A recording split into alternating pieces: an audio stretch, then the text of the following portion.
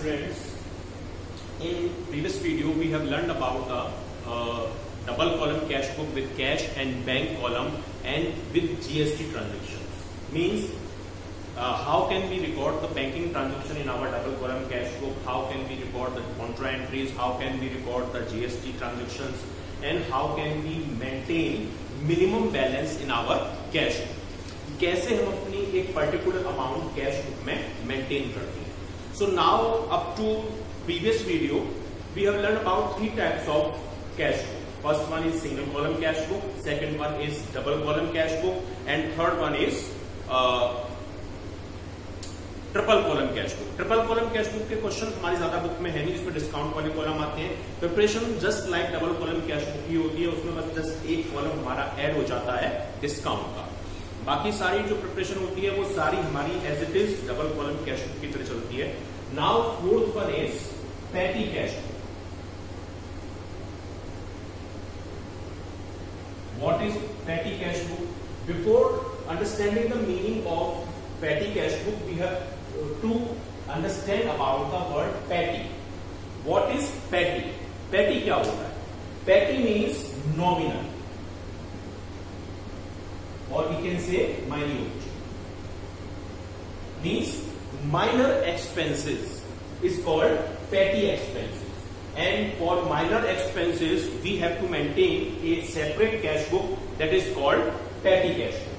यानी जो हमारे बहुत नॉमिनल अमाउंट के अगर एक्सपेंसेस होते हैं, just like newspaper, like soap, like rickshaw fare, like other nominal expenses, उसको हम डायरेक्टली अपनी सिंगल कॉलम कैश बुक या डबल कॉलम कैश बुक में मेंटेन नहीं करते. अगर हम ऐसा करेंगे तो then it is very typical to maintain all the minor records in our single column और डबल कॉलम कैश बुक. उससे बहुत लेंदी हो जाएगी हमारी कैश बुक. अगर हम सोप को भी लिखें, न्यूज़पेपर को भी लिखें, चौकीदार की फीस भी लिखें, या फिर हम ऑटो रिक्शा का फेयर भी पे करें, ये सारी चीजें रिकॉर्ड अगर हम करने बैठ गए तो हमारी कैश बुक काफी लेंदी हो जाएगी. इसलिए हम एक सेपरेट कैश बुक मेंटेन करते हैं जिसे हम बोलते हैं petty cash book. So we can say that petty cash book is that cash book in which only minor expenses are recorded in that cash book which cannot be recorded in our normal single और double column cash book. यानी जो हमारे transaction बहुत minor होते हैं, जिन्हें हम directly अपनी सिंगल कॉलम या डबल कॉलम कैश बुक में रिकॉर्ड नहीं कर सकते, उन ट्रांजेक्शन को हम डायरेक्टली कहां रिकॉर्ड करते हैं? पैटी कैश बुक में रिकॉर्ड करते हैं. ठीक है. इसमें केवल बिजनेस के नॉमिनल एक्सपेंसेस, जिनका डायरेक्टली हमारी बिजनेस से कनेक्शन ना होकर कोई माइनर एक्सपेंसेस से होता है, उनको हम यहां पर रिकॉर्ड करते हैं. अब यहां पर एक वर्ड और यूज होता है, that is called impressed system.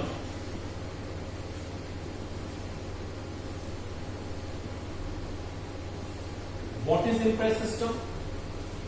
Imprest system means that system in which in the beginning of every month the head cashier paid a particular amount to its junior staff, and out of that amount junior staff paid nominal expenses paid which were occurred in whole month.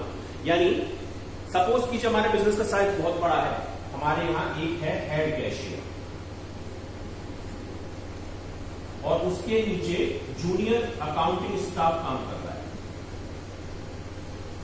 अब head cashier busy होता है अपने regular expenses को पे करने में, तो वो क्या करता है, हर मंथ की बिगिनिंग में एक पर्टिकुलर अमाउंट, सपोज कीजिए 2000 रुपीज, वो अपने जूनियर स्टाफ को पे कर देता है. क्लियर? अब जूनियर स्टाफ इस पर्टिकुलर अमाउंट में से हर जो भी नॉमिनल एक्सपेंसेस होते हैं, जिनका बहुत नॉमिनल अमाउंट होता है, वो पूरे मंथ पे करता रहता है. Means the head cashier paid a particular amount to its junior staff to pay out its nominal expenses, and junior staff out of that amount paid the nominal expenses in whole month. अब जब हमारा month and होता है तो देखा जाता है कि हमने टोटल कितने नॉमिनल एक्सपेंसेस पे कर दिए. सपोज कीजिए हमने 2000 में से 1200 का नॉमिनल एक्सपेंसेस पे कर दिया. ठीक है. तो अमाउंट कितना बचा हमारा? 800 अमाउंट बचा. अब नेक्स्ट मंथ हमें 2000 मिले थे हेड कैशियर से, जिसमें हमने 1200 तो एक्सपेंस कर दिए, 800 बचे. तो जितना अमाउंट हमने प्रीवियस मंथ में एक्सपेंड किया था जूनियर स्टाफ ने, उतना अमाउंट वापस हेड कैशियर दोबारा से जूनियर स्टाफ को दे देता है, ताकि दोबारा से उतना ही अमाउंट मेंटेन हमारी पेटी कैश बुक में हो जाए। And complete this process is called impress system. So in short, we can say impress system, the head cashier paid a particular amount to its junior staff to pay out the nominal expenses, and junior staff paid the nominal expenses in one month. And after the end of the month, junior staff calculate the total nominal expenses and inform to head cashier the out of paid amount. This is our nominal expenses, and head cashier at the beginning of next month paid the total expend amount in previous month.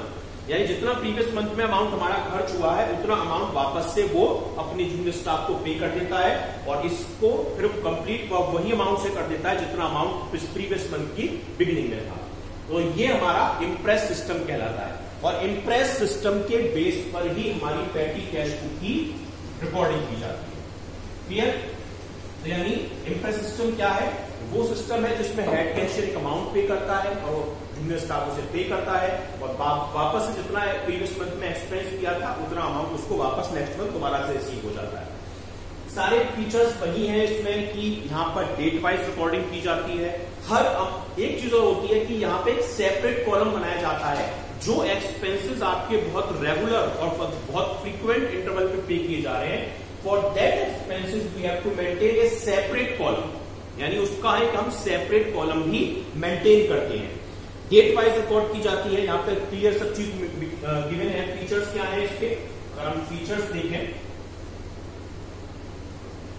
First date wise record,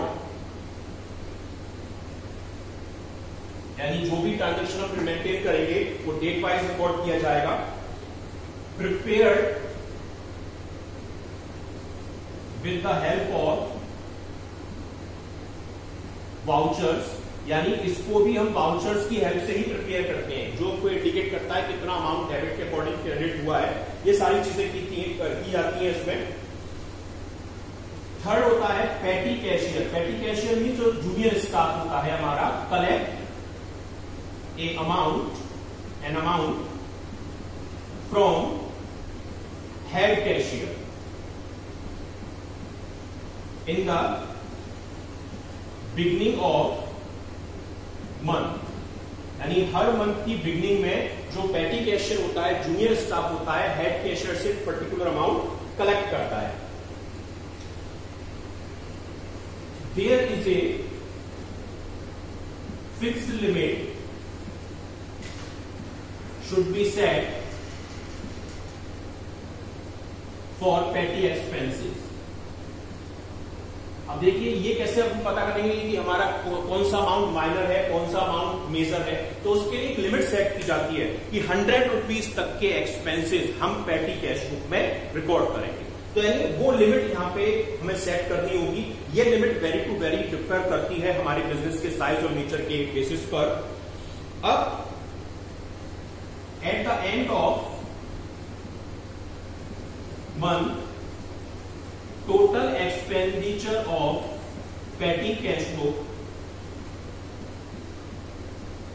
transfer to cash book।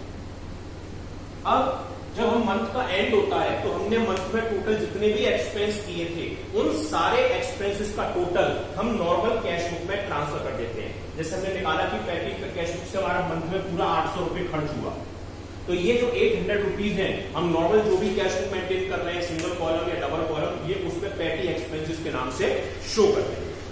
अब इसके फायदे क्या है इसको अलग से maintain करने, क्योंकि हम एक्सपेंसेस तो डायरेक्टली कैश बुक में भी मेंटेन कर सकते हैं।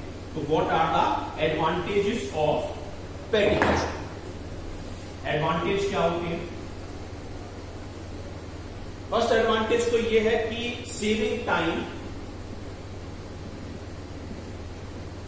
And efforts. अगर मेन कैशियर ही हमारे पेटी एक्सपेंसेस को मेंटेन करेगा तो उसकी टाइम भी काफी कंज्यूम होगा और काफी एफर्ट्स उसकी कंट्रीब्यूट होंगे। लेकिन पेटी कैश बुक को सेपरेटली मेंटेन करने से वर्क डिवाइड हो जाता है और हमारे टाइम की सेविंग होती है और एफर्ट्स भी हम मॉडरेट कंट्रीब्यूट कर सकते हैं। कन्वीनियंट रिकॉर्डिंग, कन्वीनियंट रिकॉर्डिंग यानी रिकॉर्डिंग करना कन्वीनियंट हो जाता है। मीन्स क्योंकि हमें पता है कि वी नो अबाउट दैट कि how much amount is nominal amount and how much amount is major amount, which amount recorded should be recorded in petty cash book and which amount is recorded should be recorded in normal cash book। तो यानी conveniences रहती है हमारी recording करने में। और control over the पेटी expenses, पेटी एक्सपेंसेस पर हमारा टोटल कंट्रोल रहता है, यानी हमें पता होता है कि हमारे पेटी एक्सपेंसेस कितने हैं और हमें कैसे उनको अपनी एक लिमिट में कंट्रोल करना है। तो ये हमारे कुछ एडवांटेजेस होते हैं पेटी एक्सपेंसेस के। और नेक्स्ट है कि पेटी कैश बुक टाइम सेव करती है, हमारे वर्क को डिवाइड करती है, डिफरेंशिएट करती है पेटी एक्सपेंसेस और मेजर एक्सपेंसेस में। तो ये हमारे कुछ डिफरेंसेस हैं कि हमारे पेटी कैश बुक किस तरीके से मेंटेन की जाती है। अब आता है कि what are the types of petty cash book. Petty cash book के टाइप्स कितने होते हैं? तो पेटी कैश बुक दो टाइप की होती है। एक तो होती है सिंपल पेटी कैश बुक,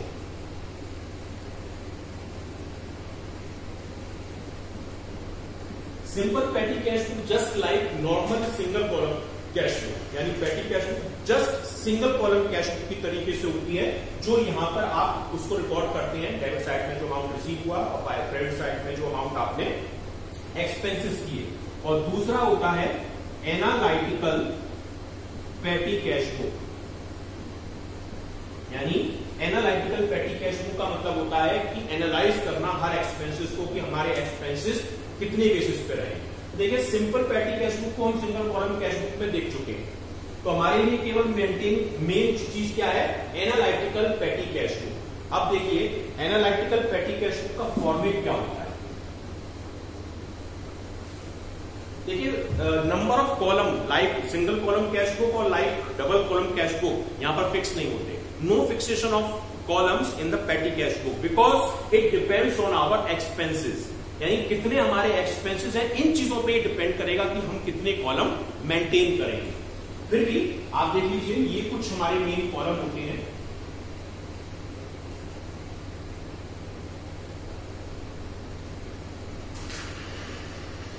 देखिए ये 5 कॉलम तो हमारे फिक्स होते हैं, ठीक है, जो यहां पे हम मेंटेन करेंगे। अब कौन कौन से होते हैं? ये डेट सॉरी ये होता है अमाउंट रिसीव का, यहां पे अमाउंट रिसीव पहले बनाया जाता है। ये होता है डेट का, देन पर्टिकुलर LF, कुछ लोग वाउचर नंबर भी मेंटेन करते हैं, वो आप कर सकते हैं। और ये होता है अमाउंट। तो ये 5 कॉलम तो आपको मेंटेन करने ही है, लेकिन इसके आगे के column, the next column will depend upon expenses, कि हमारे यहां कितने एक्सपेंसेस हो रहे हैं।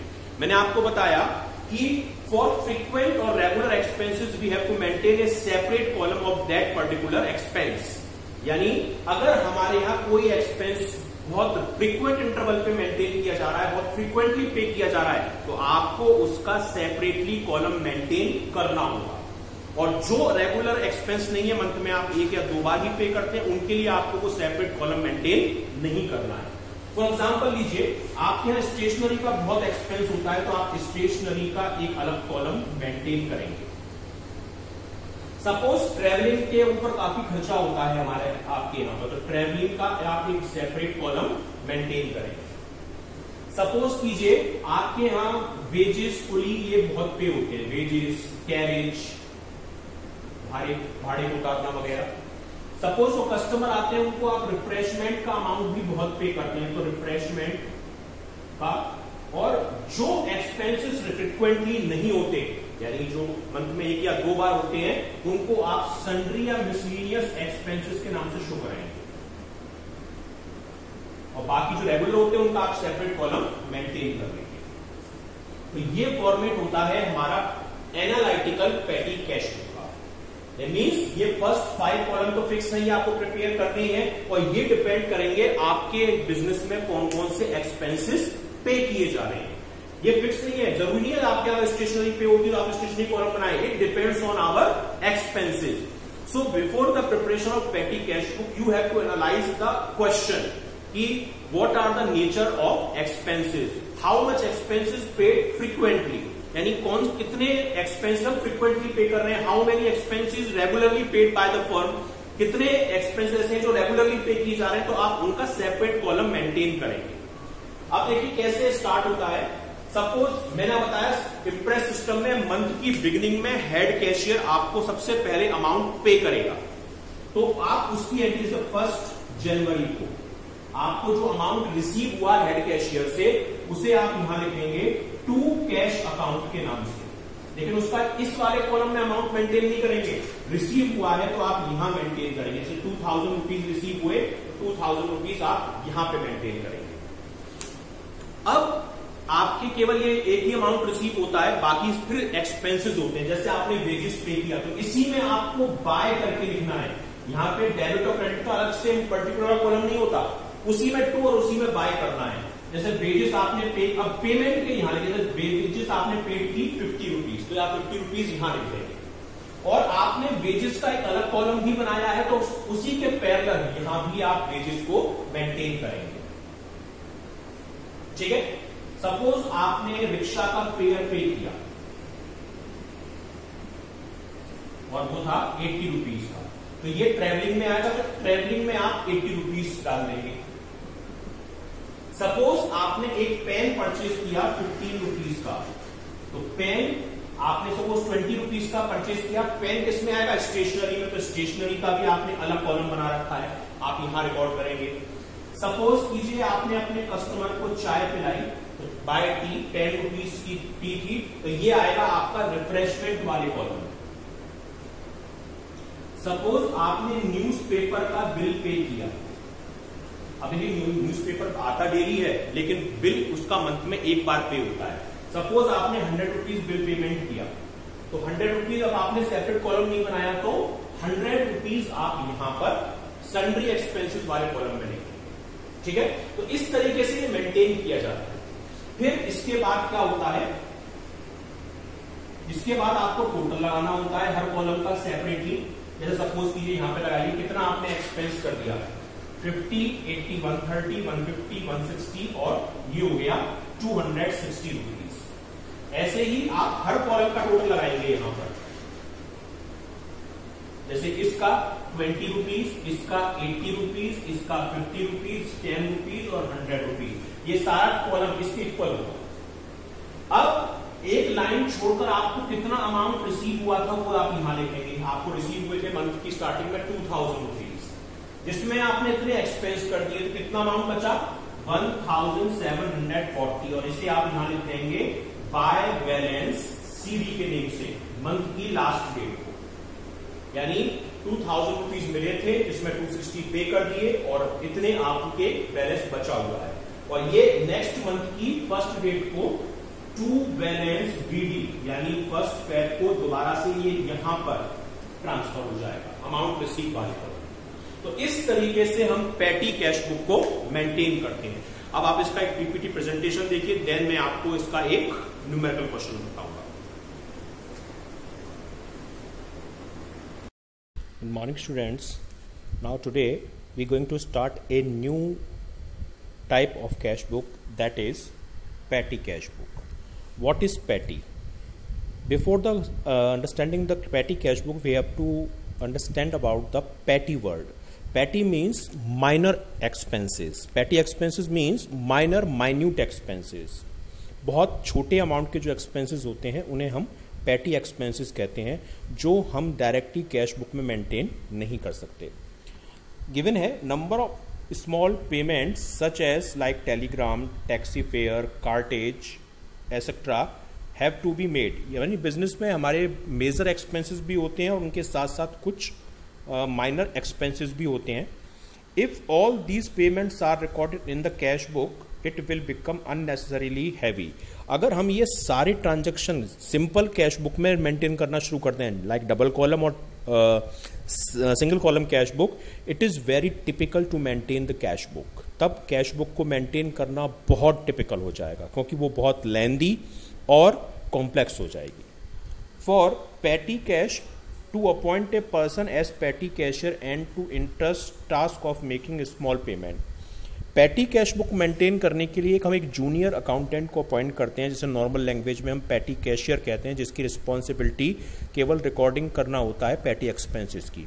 Means recording of petty expenses the sole responsibility of that petty cashier. Petty cashier will be reimburse for the payment made. जो भी अमाउंट पैटी एक्सपेंसेस का होता है वो उसको बाद में पे कर दिया जाता है. There are mainly 3 advantages. Petty cash book maintain करने के नॉर्मली ये 3 एडवांटेजेस हैं. First one is saving of time of the head cashier, because if head cashier also maintain the petty expenses also, then his work become very complex and lengthy.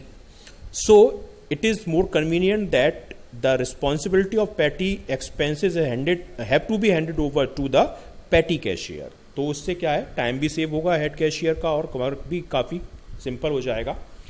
Saving labour in writing up the cash book and posting into the ledger. यानी ledger maintain करना और charges को record करना book में easy हो जाएगा. And control over the small expenses, और हम कितने स्मॉल एक्सपेंसेस कर रहे हैं उस पर भी हमारा कंट्रोल रहेगा, क्योंकि हेड कैशियर के टाइम पर अगर मेंटेन वही करता है स्मॉल एक्सपेंसेस भी, तो माइनर एक्सपेंसेस पे उसका कंट्रोल नहीं रहता, क्योंकि उस पर इतना टाइम नहीं रहता कि वो उस पर एनालाइज कर पाए कि कौन से एक्सपेंसेस अननेसेसरी हो रहे हैं, कौन से वर्क की वजह से हो रहे हैं. तो पैटी कैशियर के लिए ज़्यादा कन्वीनियंट होता है कि वो अपने एक्सपेंसेस को कंट्रोल कर सकता है. Now how many types of petty cash book are there. Petty cash book कितने टाइप की होती है? तो मेनली 2 टाइप की होती है ये. First one is simple petty cash book, जो just like single column cash book होती है, जिसमें all receiving will recorded at debit side and all payment will recorded at credit side. And second one is analytical petty cash book. Analytical petty cash book is that petty cash book in which all expenses have its own column separately. यानी जिसमें हर expense का हम एक separate column maintain करते हैं उस expense को analyse करने के लिए. तो सिंपल पैटी कैश बुक को तो आप already single column cash book में पढ़ चुके हैं, समझ चुके हैं. तो अब हम जो पढ़ाएंगे आपको वो होगी एनालिटिकल पैटी कैश बुक. अब देखिए पैटी कैश बुक के बारे में और थोड़ा सा एनालाइज करते हैं हम.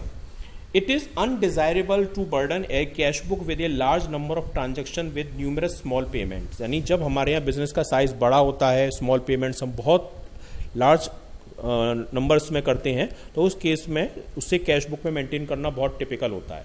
इसलिए simple petty cash book maintain की जाती है separately. So it is this type of question can be asked in your question कि why do we prepare petty cash book. तो इसमें आप ये आंसर देंगे, जो पर्सन इसको मेंटेन करता है उसे हम पैटी कैशियर बोलते हैं. तो this type of question also can be asked in the question paper, that the person who maintain the petty expenses, what do we call him. तो हम उसे क्या कहेंगे. And such a petty cash book is separate column for each unusual head of expenditure.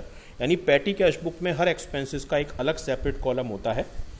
This book also called analytical patty cash book, जिसमें हर column maintain separately हम करते हैं, वो एनालिटिकल पैटी कैश बुक होती है. नीचे फॉर्मेट आपको given है. फर्स्ट 5 कॉलम तो आपके फिक्स होंगे. एक तो पहला cash receive, date, particular, voucher number या LF कह लीजिए, और अमाउंट पेड. ठीक है.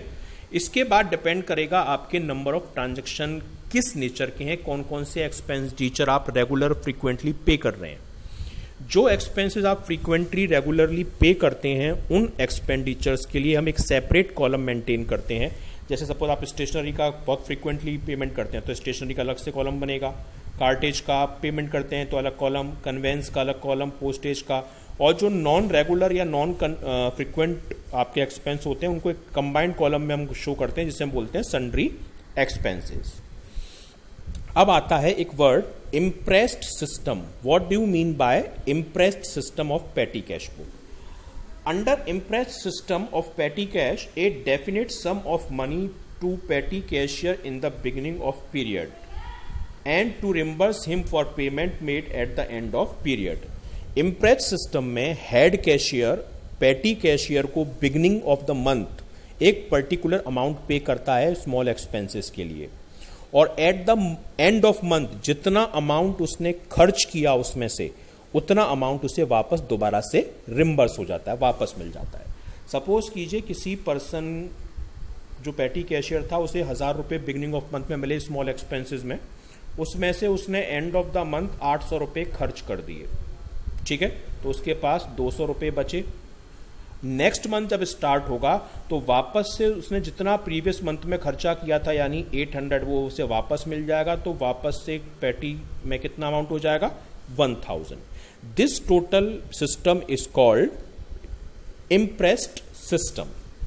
He will have again a fixed amount in the beginning of new period, यानी जब नेक्स्ट मंथ स्टार्ट होगा तो वापस से उसके पास वही अमाउंट हो जाएगा जो उसके पास प्रीवियस मंथ की बिगिनिंग में अमाउंट था। और ये कंप्लीट सिस्टम हमारा इम्प्रेस्ड सिस्टम कहलाता है, और जो हमारी जितनी भी पेटी एक कैश बुक होती हैं वो इम्प्रेस्ड सिस्टम के ऊपर ही रिकॉर्ड की जाती हैं। आप एक एग्जांपल लेते हैं स्मॉल छोटा सा कि आपको ये ट्रांजैक्शन से रिकॉर्ड करनी है पेटी कैश बुक में। हेड कैशियर को ने 100 रुपये दिए पेटी कैशियर को मंथ की स्टार्टिंग में।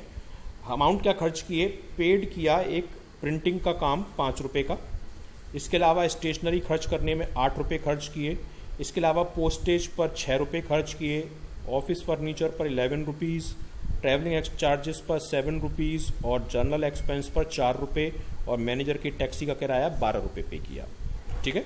ये सेपरेटली अलग अलग डेट्स को पे किया गया है। अब इसे हम कैसे मेंटेन करेंगे आप वो देखिए। तो देखिए सबसे पहले तो मैंने आपको बताया कि फर्स्ट 5 कॉलम तो हमारे फिक्स होते हैं, amount receive, date, particular, voucher number या LF कह लीजिए, एंड अमाउंट पेड।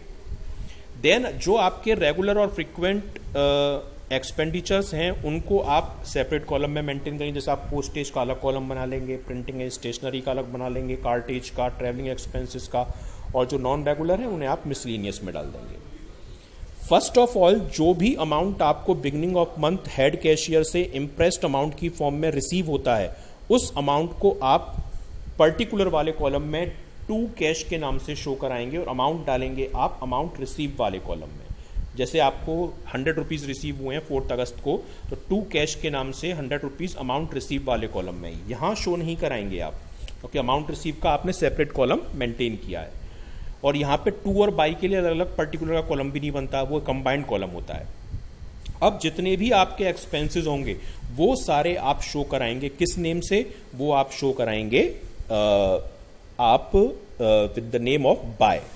जैसे आपने प्रिंटिंग का खर्चा पे किया है 6 को, तो बाय प्रिंटिंग, और 6 टोटल 5 रुपये खर्च किए हैं, और प्रिंटिंग का आपने एक अलग कॉलम भी बनाया है तो वहाँ पर भी आप 5 रुपये शो कराएंगे। थोड़ा नीचे हो गया है, ये ऊपर की तरफ आएगा 5 रुपये, ठीक है। नेक्स्ट 8 अगस्त को आपने स्टेशनरी के खर्च किए 8 रुपये, तो ये 8 रुपये भी आप यहाँ पे शो कराएंगे। इसके अलावा आपने पोस्टेज पे खर्च किया तो बाय पोस्टेज 6 रुपीज़ और 6 रुपीज़ ये पोस्टेज का अलग कॉलम बनाया है, वहाँ शो कराएंगे। ऐसे ही 12 अगस्त को आपने फर्नीचर एक पे खर्चा किया 11 रुपये का, और इसके लिए आपने कार्टेज फर्नीचर लाने पे खर्चा किया है तो कार्टेज का एक आपने अलग कॉलम बनाया है, कार्टेज मीन्स भाड़ा, वहाँ पे शो कराएंगे। अगस्त 14 को आपने ट्रैवलिंग चार्जेस पे किए 7 रुपीज़, ट्रैवलिंग का आपने अलग से कॉलम बना रखा है, वहाँ पे शो करा देंगे आप, ये थोड़ा ऊपर नीचे हो रहा है। अगस्त 15 को जनरल एक्सपेंसेस किए 4 rupees. General expenses non regular expense होते हैं, तो इसके लिए आप मिसलिनियस वाले कॉलम में डालेंगे, आपने जनरल एक्सपेंस का सेपरेट कॉलम मेंटेन नहीं किया है। 17 अगस्त को आपने मैनेजर की टैक्सी का किराया दिया 12 रुपीज़, ये भी नॉन रेगुलर एक्सपेंस है, तो इसको आप 12 रुपीज़ मिसलिनियस वाले कॉलम में शो कराएंगे। आप चाहें तो इसको यहाँ पे भी शो करा सकते थे ट्रैवलिंग एक्सपेंसेस में, ठीक है। अब क्या करेंगे, एंड ऑफ द मंथ आप हर कॉलम का टोटल लगाएंगे। तो देखिए जितने भी आपने ये एक्सपेंस किए इनका टोटल आप लगाएंगे तो 47 रुपीज़ आएगा, ठीक है। इस कॉलम का भी आपको सेपरेट कॉलम टोटल लगाना पड़ेगा, 6 रुपये पोस्टेज का, प्रिंटिंग का 5 और 8 13 रुपीज़, कार्टेज का 11 रुपीज़, ट्रैवलिंग एक्सपेंसेस का 7 और मिसलिनियस का 12। अब एक लाइन छोड़ने के बाद आपको कितना अमाउंट रिसीव हुआ था, आपको अमाउंट रिसीव हुआ था 100, वो आप यहाँ लिखेंगे 100 रुपीज़। अब 100 में आपने 47 खर्च कर दिए, तो बैलेंस कितना बचा, वो बैलेंस आप यहाँ शो कराएंगे। बैलेंस बचा 53 रुपीज़। तो 53 रुपीज़ आप यहाँ लिख देंगे और ये शो कराएंगे आप टू बैलेंस CD के नाम से, बाय बैलेंस CD के नाम से सॉरी शो होगा। और यही अमाउंट नेक्स्ट मंथ ट्रांसफ़र होगा फिर टू बैलेंस BD के नाम से, और यहाँ पे 47। मैंने आपको बताया था जितना अमाउंट आपने खर्च किया प्रीवियस मंथ में, वो अमाउंट वापस से आपको रिम्बर्स हो जाता है, यानी वापस मिल जाता है। प्रीवियस मंथ में आपने खर्च किया था 53 रुपीज़, तो आपको टू कैश के नाम से ये अमाउंट वापस मिल जाएगा 53 रुपीज़। तो आपके पास दोबारा से 100 रुपीज़ हो जाएंगे। So this is the example of petty cash book, analytical पेटी कैश बुक।